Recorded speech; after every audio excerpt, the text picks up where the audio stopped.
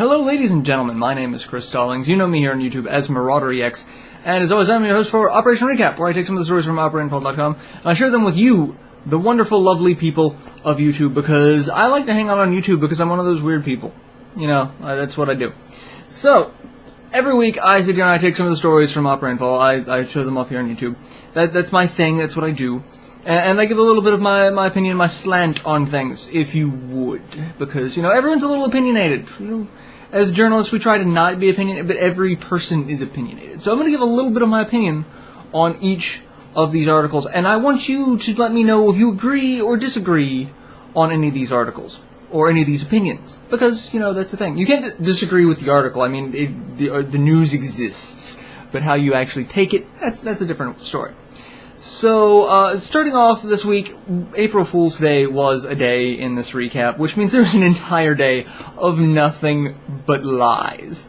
Dirty, filthy, slanderous lies. I avoid the internet like the plague on April Fool's. I sit back, I do something else that does not involve me, because everything you see on the internet is a lie.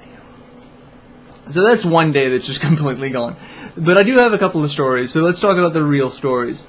First off, Sony producer wants to bring Wild Arms to PS4 and Vita. This is actually really good news to me. I loved the Wild Arms series. For those of you who have not played it, it started on the PS1 with Wild Arms 1 and 2, and then went to the PS2 with 3, 4, 5, Alter Code F. There's a PSP title. There's a lot of titles to this game. Some of them never made it outside of Japan, but there are a ton of titles, and a good number of them did come out in the US, and they're great games. They're a little different.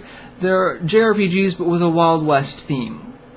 Something you don't see every day. That's like an American producer decided, I'm going to make a game with Japanese mythology.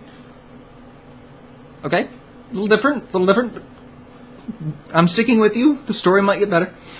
So he has, it is Sony Computer Entertainment producer Kentaro Motomura, who has been in charge of the series since Wild Arms 3. So he's been with it for a while, and really excited to bring it on. He's heard that fans have had an outcry for it, and he wants to bring it to these consoles, and he's supporting it the best he can. He has also teased that he's working on a new project, and it's not finished, but he can't reveal any details. Could be the game that he's already hoping to release. We don't know. We don't know. I'm hoping. So stay tuned for that if you're a fan of the Wild Arms series or a fan of RPGs on PS4 and Vita. The next story is a ton of stuff revealed for Mario Kart 8.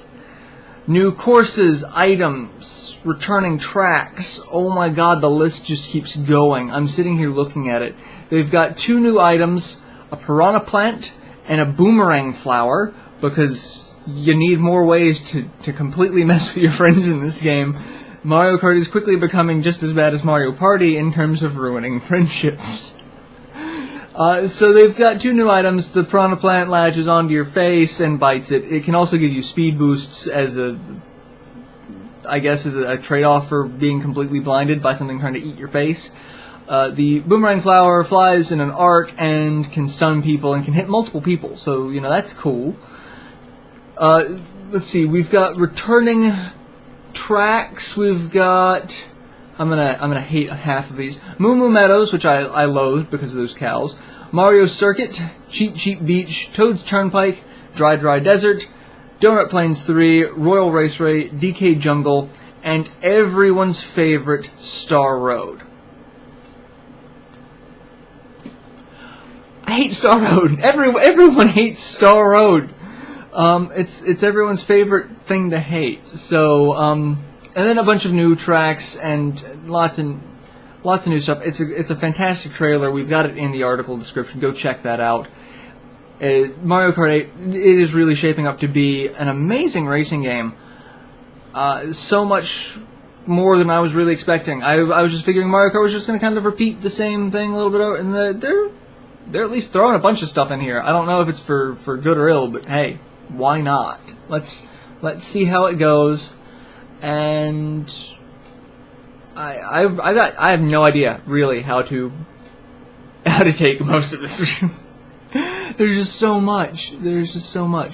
But it looks like it's going to be great. So if you're a fan of kart racers, if you're a fan of Mario Kart, or if you're just one of those people who have a Wii U who are really hoping for games, this is going to be it. So go check that out.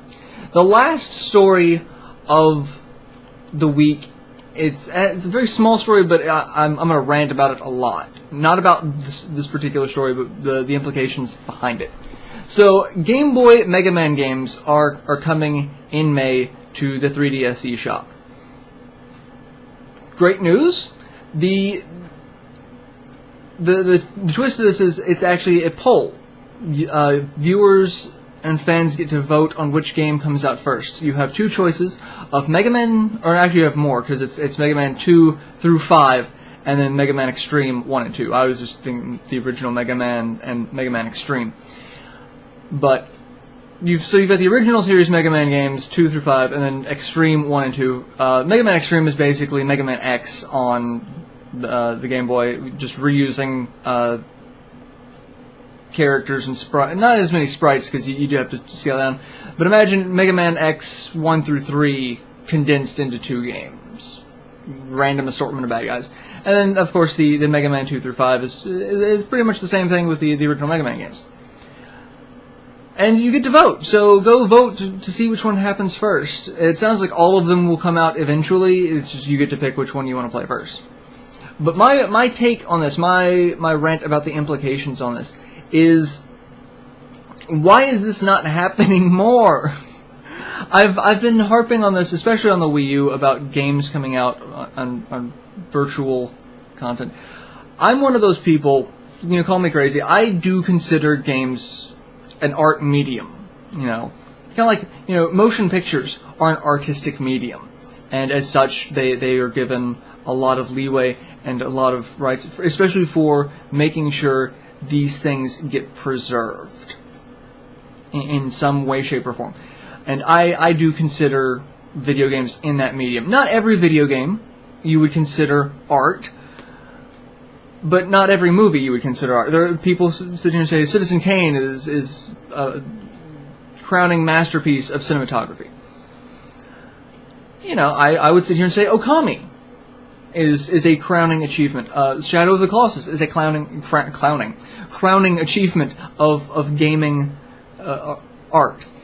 I wouldn't sit here and say Dude, Where's My Car falls under the same category as Citizen Kane.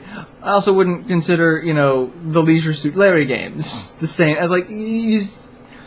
But they're the same medium, so I think that all the games should be addressed in a similar fashion. Why are not more games in digital format? And the thing is, it's amazing because it's digital. We have a way of storing it to where it can stay there. There's so many ways to keep it alive. I just sit here and think of other forms of art that have lost magnificent pieces over the years just due to the fact that you don't have the medium to store it the way we do. Now, I know disk drives will degrade over time just like anything else, but it's silly that we're not making a better effort to preserve something that is so much easier to preserve than other forms of art. And that's just my take on it.